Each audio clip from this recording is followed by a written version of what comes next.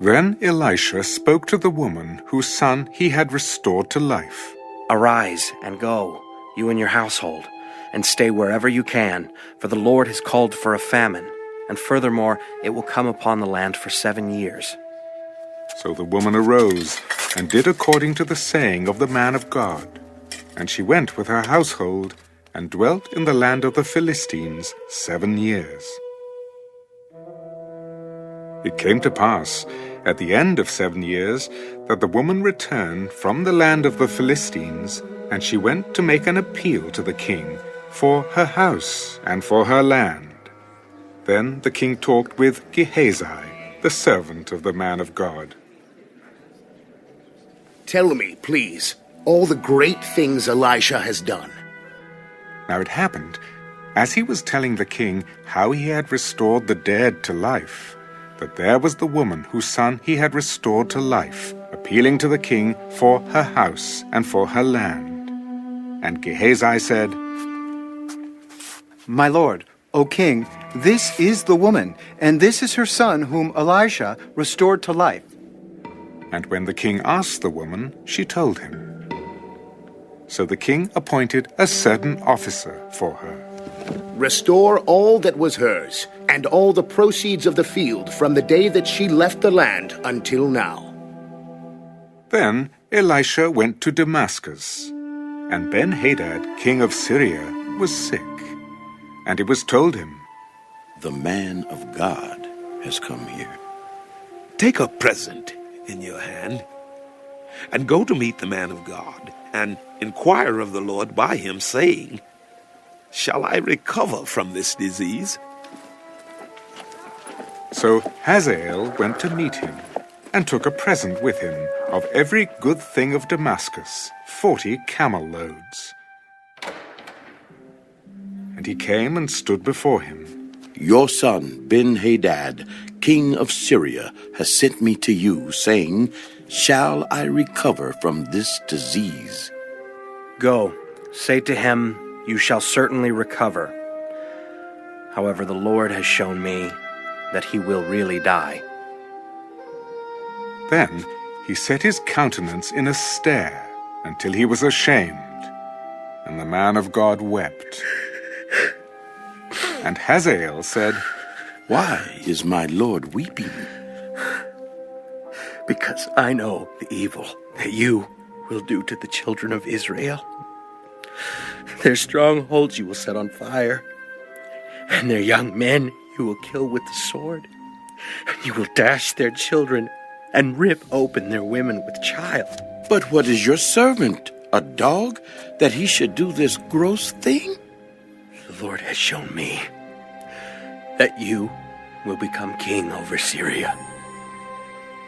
Then he departed from Elisha, and came to his master, who said to him, What did Elisha say to you? He told me you would surely recover. But it happened on the next day that he took a thick cloth and dipped it in water and spread it over his face so that he died. And Hazael reigned in his place. Now, in the 5th year of Joram, the son of Ahab, king of Israel, Jehoshaphat having been king of Judah, Jehoram, the son of Jehoshaphat, began to reign as king of Judah. He was 32 years old when he became king, and he reigned 8 years in Jerusalem. And he walked in the way of the kings of Israel, just as the house of Ahab had done. For the daughter of Ahab was his wife, and he did evil in the sight of the Lord. Yet the Lord would not destroy Judah, for the sake of his servant David, as he promised him to give a lamp to him and his sons forever. In his days Edom revolted against Judah's authority, and made a king over themselves. So Joram went to Zair, and all his chariots with him. Then he rose by night, and attacked the Edomites who had surrounded him and the captains of the chariots, and the troops fled to their tents. Thus Edom has been in revolt against Judah's authority to this day. And Libnah revolted at that time. Now the rest of the acts of Joram, and all that he did, are they not written in the book of the Chronicles of the kings of Judah? So Joram rested with his fathers, and was buried with his fathers in the city of David. Then Ahaziah his son reigned in his place.